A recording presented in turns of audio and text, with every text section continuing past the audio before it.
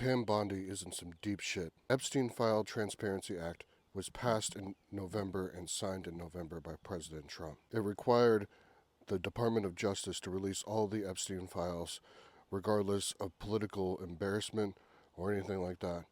The only thing it gave exception for was victim identity and ongoing investigations. The due date for all of the Epstein files were to be released was in the middle of December. The Department of Justice released what they called the full release towards the end of January. In that release, they released victims' names. They released unredacted Jane Does. Victims were suddenly in a situation where their family found out what happened to them when they were trying to stay private. And now in March, we have found out that the Department of Justice intentionally withheld an SA allegation from Donald Trump on a 13-year-old girl. Coming out in recent days that the FBI found this victim to be credible, and it was withheld until March. In fact, Deputy Attorney General Todd Blanche said that they were not going to release any more files until this was discovered. The 20 Republicans are now threatening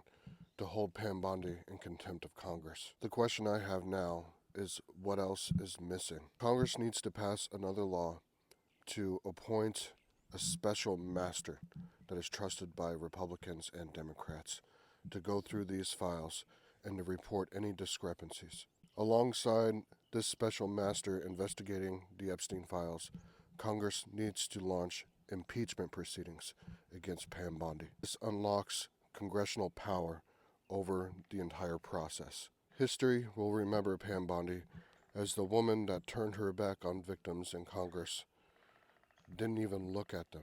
After Pam Bondi is impeached, convicted, and removed, the Senate needs to play its role to make sure it confirms a good attorney general that is going to work for the United States and not for one man. Till my next video, guys, drop a follow on TikTok, subscribe on Instagram, subscribe on YouTube.